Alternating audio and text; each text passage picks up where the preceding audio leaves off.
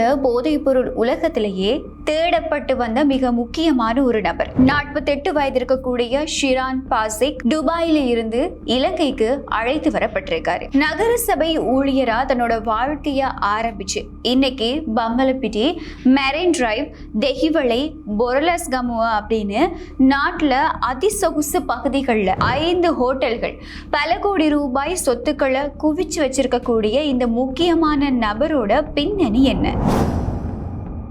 Iran தாக்குதல்கள், தாவூத் இப்ராஹிம் வலையமைப்பு, துபாயில கைது, இதை தாண்டி இலங்கை போலீசாருக்கு இவர் வழங்கின லஞ்சம் அப்படின்னு இப்போ பல தகவல்கள் வெளிவர ஆரம்பிச்சிருக்கு. இந்த தகவல்களோட முழுமையான பின்னணியை தான் இந்த வீடியோல பார்க்க போறோம். அம்மா பரமேஸ்வரி ஜோதிடம், உலக புகழ்பெற்ற ஜோதிடர் பண்டிட் துளசிராம். எந்தவித பிரச்சனையானாலும் 100% உத்தரவாதத்துடன் நடந்தவை நடக்கவிருப்பவை மிக துல்லியமாக கணிப்பார். அழையுங்கள். நல்லூர் திருவிழா தினமும் காலை மாலை சிறப்பு நேரலையில் உங்கள் விளம்பரங்களும் இடம்பெற இன்றே அழையுங்கள். இன்னைக்கு நாள்ல பல பேர் நினைச்சுக்கிட்டு இருக்கக்கூடிய ஒரு விஷயம் என்ன அப்படின்னு சொன்னா, ஷிரான் பாசிக் அப்படிங்கிற இந்த நபர் இலங்கை போலீசாரோட கோரிக்கையால மட்டும்தான் துபாயில கைது செய்யப்பட்டு இப்படி இலங்கைக்கு அழைத்து வரப்பட்டிருக்காரு அப்படிங்கிறது.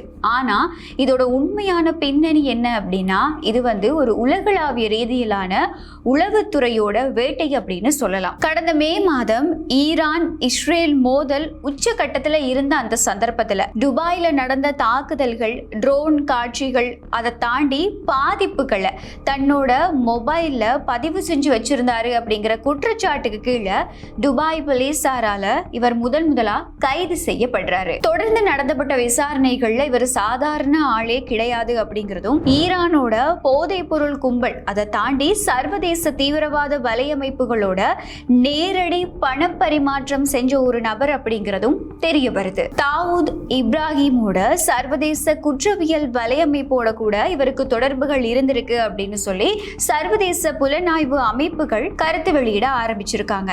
இதுக்கப்புறமா தான் இலங்கை அரசாங்கம் ராஜதந்திர மட்டத்துல பேச்சுவார்த்தைகளை நடத்தி இவரை நாடு கடத்தி இலங்கைக்கு கூட்டிக்கிட்டு வந்திருக்கதா இன்னைக்கு நல்ல ஒரு தகவல் வெளியாகி இருக்கு. பாதாள உலகம் அப்படின்னு சொன்னாலே எங்களோட நினைவுக்கு துப்பாக்கியை தூக்கிக்கிட்டு நாடளாவிய ரீதியில நடக்கிற பல துப்பாக்கி சூட்டு சம்பவங்கள் தான் ஞாபகம் வரும். அதை தாண்டி பல இடங்கள்ல நடத்தப்படுற இந்த போதைப் பொருள் வர்த்தகம் அப்படிங்கிறதையும் இதுக்குள்ள உள்ளடக்கலாம். ஆனா இந்த ஷிரான் பாசிக் அந்த ரகம் கிடையாது. இவரு ஒரு கோஆபரேட் குற்றவாளி அப்படின்னு சொன்னா அது தவறும் கிடையாது. இவர் நேரடியாவே துப்பாக்கியை பிடிச்சு யாரோ ஒருத்தரை கொலை செய்ய போறது கிடையாது. ஆனா இலங்கையில இயங்கிக்கிட்டு இருக்கக்கூடிய பல்வேறு பாதாள உலக கும்பல்களுக்கு போதை பொருளை சப்ளை பண்ணிக்கிட்டு இருக்கக்கூடிய பிரதான விநியோகஸ்தரே இவர் தான் அப்படிங்கிற ஒரு தகவல் தான் வெளியாகி இருக்கு. 2011ஆம் ஆண்டுல கழுபோவிலை பகுதியில வச்சு ஹெரோயினோட கைது செய்யப்படுற இவர் சாட்சியங்களை கலைச்சு வெளிநாட்டுக்கு தப்பிச்சு போறாரு. 2018ஆம் ஆண்டுல இருந்து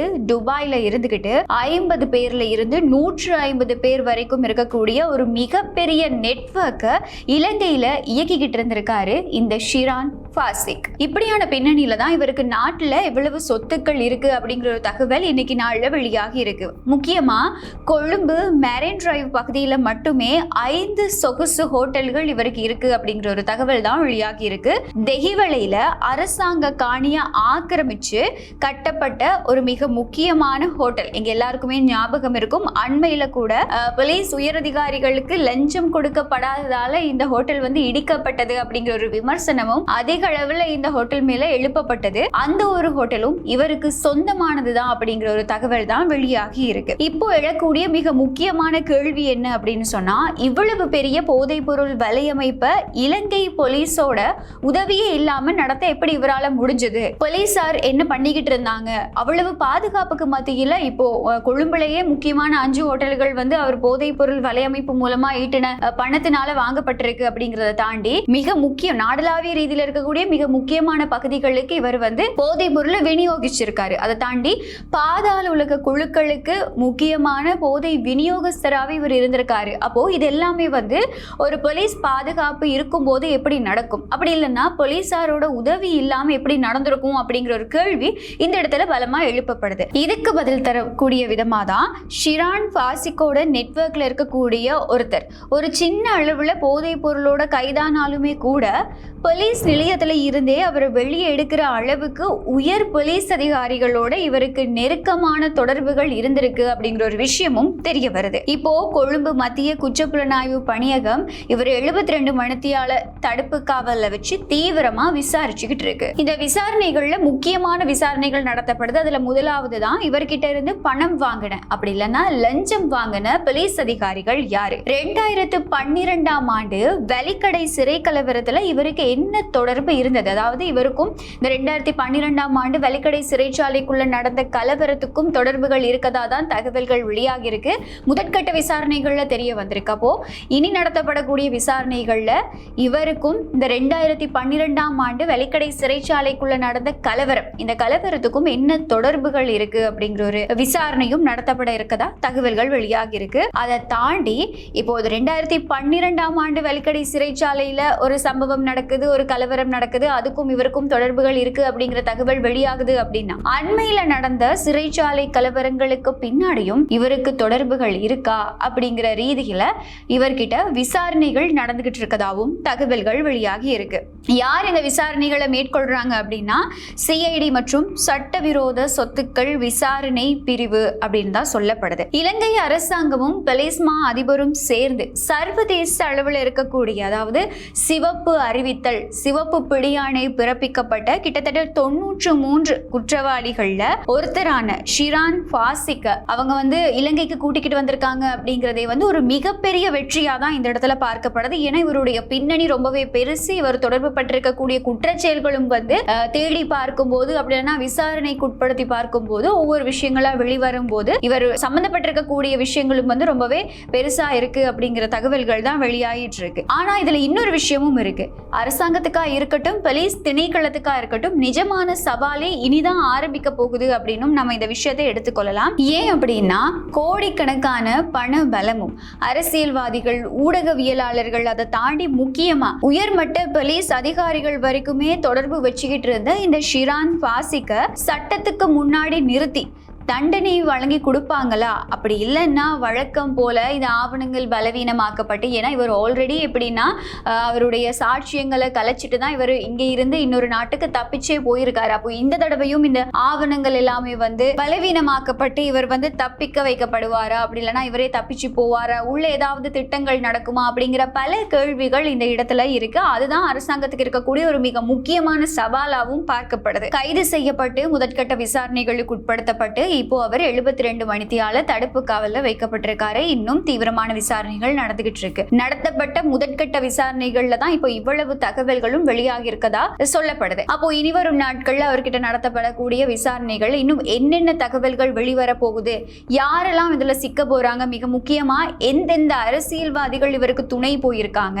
அதாவது இப்போ கிட்டத்தட்ட 2011ஆம் ஆண்டுல இவர் கைது செய்யப்பட்டு சாட்சியங்கள் கலைக்கப்பட்டு இவர் நாட்டுல இருந்து வெளிநாட்டுக்கு தப்பிச்சு போயிருக்காரு. அப்போ உயர்மட்ட போலீஸ் அதிகாரிகளோட உதவி இருந்திருந்தது அப்படின்னு சொன்னா இவர் நாட்டுக்குள்ள இவ்வளவு சுதந்திரமா போதைப் பொருள் வலையமைப்பு நடத்திக்கிட்டு போறதுக்கு ஏதாவது ஒரு அரசியல் பின்னணியும் இருந்திருக்கணும் அப்படிங்கிறது நம்ம ஏற்றுக்கொள்ளக்கூடிய ஒரு விஷயம். அப்போ இவருக்கு முக்கியமா சப்போர்ட் பண்ண அரசியல்வாதிகள் யாரு, ஊடகவியலாளர்கள் யாரு, முக்கியமான புள்ளிகள் யாரு அப்படிங்கிறது எதிர்வரும் நாட்கள்ல தெரிய வரும் அப்படின்னு தான் எதிர்பார்க்கப்படுது. நம்ம பொறுத்திருந்து பார்க்கலாம் அவர்கிட்ட நடத்தப்படக்கூடிய விசாரணைகள்ல இன்னும் என்னென்ன தகவல்கள் வெளிவர போகுது அப்படின்னு சொல்லி. இலங்கை அரசாங்கம் அதை தாண்டி போலீஸ் திணைக்களம் சொல்லியிருக்கக்கூடிய மாதிரி இன்னும் 92 சர்வதேச குற்றவாளிகள் வெளிநாடுகள்ல தலைமறைவாகி இருக்காங்க. மொத்தமா 93 பேர், அதுல ஒருத்தர் தான் கூட்டிக்கிட்டு வந்திருக்காங்க ஷிரான் ஃபாசிக். இன்னும் 92 பேர் வெளிநாடுகள்ல தலைமறைவா இருக்காங்க. இவங்களை இந்த நெட்வொர்க்கை வேரோட அழிக்கிறத தவிர இலங்கையில இந்த போதைப் பொருள் வலையமைப்பையோ அப்படி இல்லைன்னா இந்த பாதாள உலக குழுக்களையோ முற்றாக அழிக்கிறது அப்படிங்கிறது ஒரு பொய்யான விஷயம். நிச்சயமா இந்த முக்கியமான குற்றவாளிகள், அதாவது இலங்கையில இருந்து தப்பிச்சு போய் வெளிநாடுகள்ல தலைமறைவாகி இருந்து ஒரு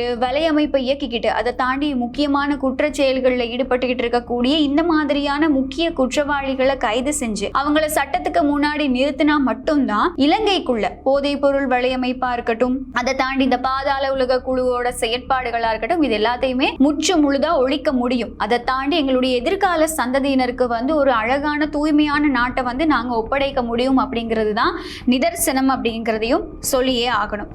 பொறுத்திருந்து பார்க்கலாம் எந்தெந்த அரசியல்வாதிகளோட பெயர்கள் வெளிவரப்போகுது, இன்னும் என்னென்ன தகவல்கள் வெளிவரப்போகுது, இன்னும் எங்கெங்க அவர் சொத்துக்களை சேர்த்து வச்சிருக்காரு, அதுக்கெல்லாம் அரசாங்கம் என்ன நடவடிக்கை எடுக்க போகுது. சரியா பார்த்தா அரசாங்கம் இது எல்லாத்தையுமே தீவிர விசாரணைக்கு உட்படுத்தி அதை அரசுடைமை ஆக்கணும் அப்படிங்கிறது தான்.